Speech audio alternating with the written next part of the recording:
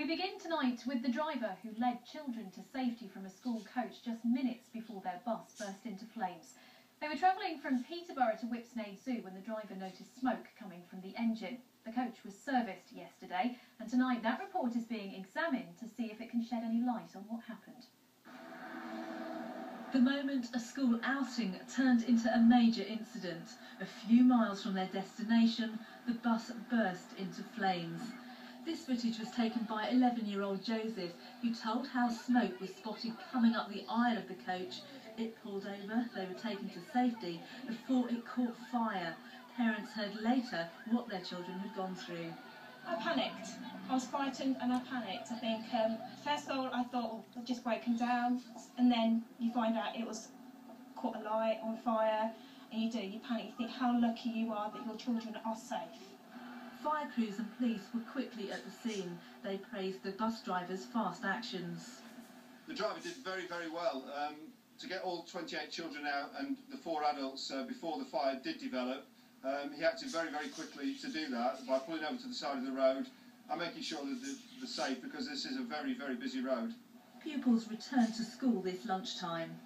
The children were pleased to see their parents.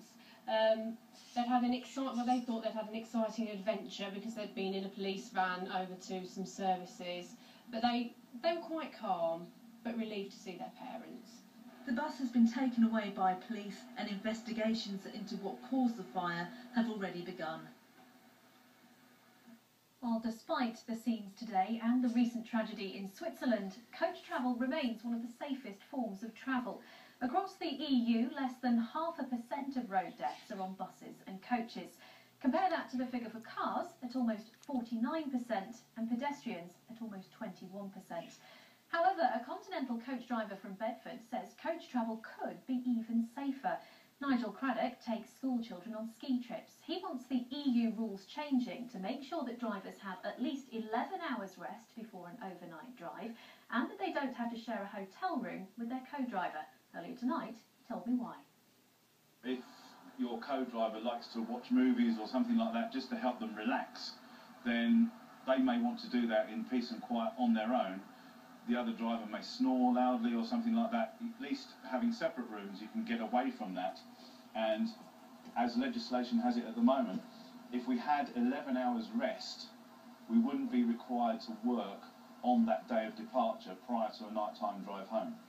Nigel, you are a father yourself. You take a lot of children's groups abroad. So when you're calling for a change in the law, this is not just about you and your rest time. This is also for every one of your passengers, I guess.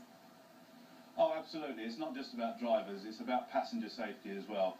If passengers knew that this change would come about and their drivers were fresh and ready for the nighttime drive, they would feel safer in themselves. A lot of groups I take year in, year out, and I get to know the teachers, and we're almost like a family itself. So the responsibility is huge, and it is as if my own child would be on board with me. Well, your Facebook petition has already gained more than 2,000 signatures. Will that be enough, do you think, to force a change in the law?